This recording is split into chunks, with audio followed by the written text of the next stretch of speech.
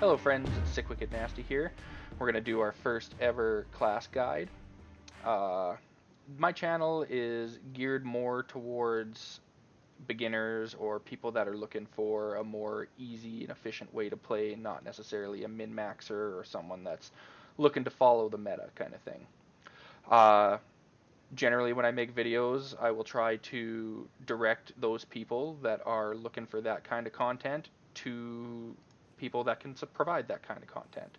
We're going to be doing Arcane Mage today, so if anybody is looking for, up to date, latest and greatest, what the meta is going to be and what it's going to look like, go check out Brofessor Hemlock over on his channel. I will post a link in the description. Uh, but we're going to get into this here for more or less the easy mode for Arcane Mage. So the first thing we're going to do is we're going to get into what I consider to be a very easy, efficient, and pretty basic way to play, really. The spec is based around two things. It's based around running the Arcane Infinity or Arcane Harmony Legendary, as well as being Venthyr for the Mirrors of Torment. Because Mirrors of Torment was changed in 905 to give us clear casting procs as opposed to mana, it makes this spec that I am running kind of crazy. For the amount of actual effort you have to put in to the amount of damage that you get out is, I mean, it's pretty awesome. So we're gonna get into what we're gonna do for soul binds here. I run Theodar the Mad Duke because of this mastery buff that he gives you here when you stand under his little parasol with Arcane Prodigy and Magi's Brand for my two potency conduits. Uh, Next, we will get into stats. The stats on an Arcane Mage, I mean, most people are going to tell you, the meta is going to tell you just mastery and crit, don't worry about anything else. I'm going to tell you pretty close to the same thing. What I will say is, what I do recommend actually is having your haste up around 11%, 11, 12 if you want, nothing higher than that, based on the fact that we in the spec are going to be spamming arcane missiles a lot, essentially all the time.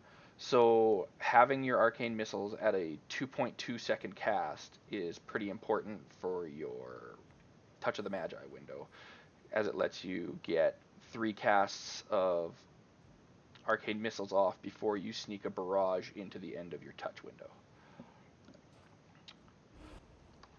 Other than that, for stats, it's everything's pretty close. Um, yeah, crit, mastery, verse.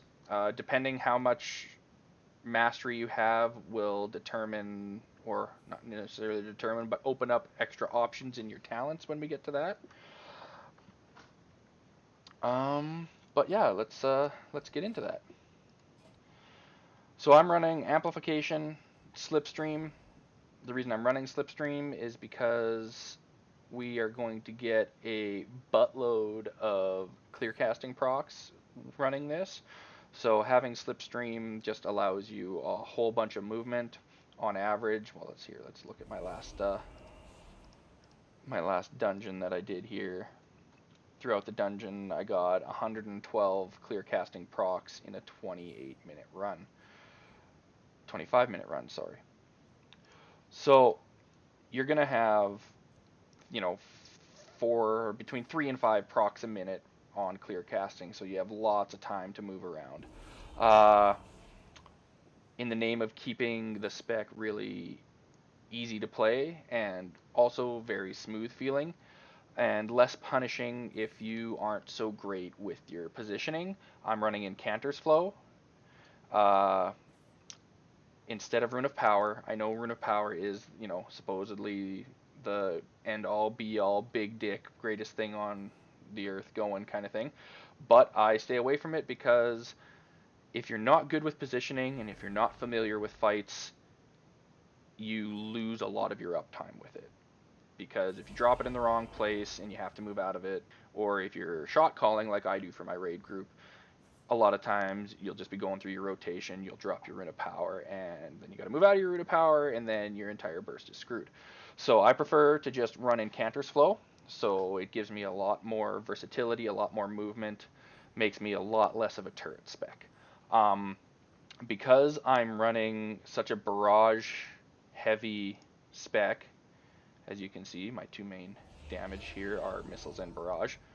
I run resonance all the time, whether it's single target or AoE. Chrono Shift is just nice.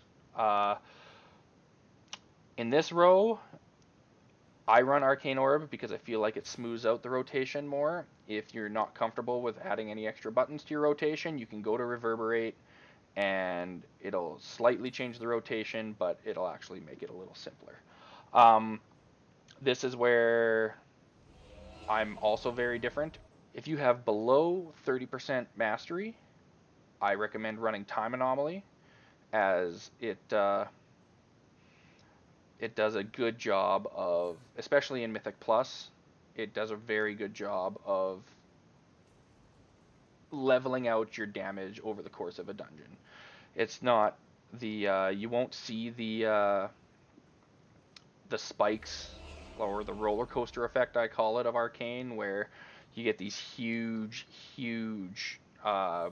damage spikes and then you go away for the next 2 minutes. I run Time Anomaly, and as you can see here, I mean 6.8k DPS on my last dungeon. It's smooth. You're never too high, never too low, always performing really well throughout the entirety of a dungeon. If you're over 30% and you want to run something that takes a little bit more maintenance to run, Enlightened is actually just as good, if not better, than Time Anomaly, but maintaining that 70% mana is a little more daunting than just set and forget on Time Anomaly. Next, we will get into Trinkets. I run 2 on-equipped Trinkets. And right now I've got Changeling, and I have him giving me crit, and I also have Hemlock, which also gives me crit, so it makes my crit, which is kind of low at 17%, it makes it, on average, I think I'm up around, up around that 23, 25% for my two biggest damage dealers there. The reason I like it is because, like I said, it when you're essentially spamming missiles, you don't have to worry about controlling your procs and controlling your burst windows and things like that. You're hitting 2 buttons, so if you get a random proc of either Time Anomaly or your Trinket or whatever you're doing, as long as you're in combat, you're gonna get it's not going to go to waste because you're trying to build arcane charges, kind of thing. If you're going to run an on-use trinket, I recommend running either Imperial Ordnance or Inscrutable Quantum Device, and I just have a macro built into my Arcane Power here, so that every time I hit Arcane Power, if my trinket is ready, which if you're running Quantum Device or Imperial Ordnance are both on 3-minute cooldowns, because of the amount of clear castings we get in our rotation, every second Arcane Power you will have your trinket available. So moving on from trinkets now into our rotation. So in our rotation, it's more of a priority-based rotation as opposed to a set in stone, this is what you got to do. There's also, unlike every other way to play mage, there is no conserve and burn phase here. You will never run out of mana, especially if you have above 20% mastery. You should almost never run out of mana. If you're running Enlightened, that's why it's a little harder. You got to try and stay above that 70%, which is still doable, but I recommend having at least 30% mastery to do that. So the way the rotation works, or the way I play it at least, is our entire rotation is built off of barraging. We want to get a 4-charge, 18-stack Arcane Barrage into the target as often as humanly possible.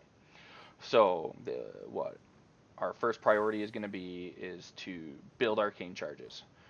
There's a few things that we have that give us arcane charges. Obviously, Touch of the Magi gives us 4. Arcane Orb on single target will give us 2. On AoE, it will give us up to 4 as long as we hit 3 or more targets. And then the other way we build them is through either Arcane Blast or through Arcane Explosion. In single target, the priority that I put on it is obviously you want to use Touch the Magi to get your 4 charges as often every time it comes up. Then I like to keep my Arcane Orb on cooldown as much as possible. So I will go through after I get out of my touch window, I will orb right away. And then if I am at ranged and can't get in close to give 2 arcane explosions, because they're instant cast and they are the quickest way to build charges, I will hard cast 2 arcane blasts, and then I will build my 18 stacks, and then I'll barrage. After that, the next way I do it is I Presence of Mind, which gives me 3 instant cast arcane blasts, and then I'll hard cast the last one, or I will explosion if I'm close enough. And then I will build my 18 stacks, and then I'll barrage. And at that point, it's another orb, and then you're back into your Touch of the Magi window, and then you just rinse and repeat. When it comes to cooldowns, you are going to try to use Mirrors of Torment, which is on 1.5 minutes, and Arcane Power, which is on 2 minutes, but because of Arcane Prodigy and just the sheer amount of clear castings we get, it usually ends up within 4 or 5 seconds of being around that 1.5 minute mark as well. So our opener looks like this. We're going to go and we're going to look Mirrors of Torment into a Touch of the Magi, into an Arcane Power. We're going to get 3 Arcane Missiles in, and then we're going to barrage before it expires, so you get that nice Touch of the Magi to come down. Then you get back up. I got my 4 charges with my Arcane Orb, back to 18 charges, barrage. Now I got my Presence of Mind. 3, I'm going to hard cast my last one into missiles. Got a clear casting into a barrage. Oh, that's back up. We'll hard cast. Get our missile procs, get our missiles in. Touch of the Magi's up at this point, and then it's just right back at it. It is that simple.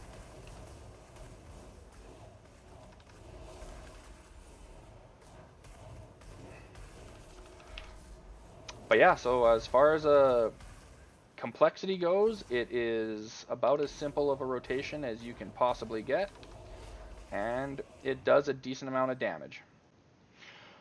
But that's about the gist of it. If you have any questions, throw them in the comments. I'll try to do my best to get back to you. If you want to see the spec in action, check out the 2 videos I've got linked here. And yeah, let me know what you think. Thanks a lot. See you guys later.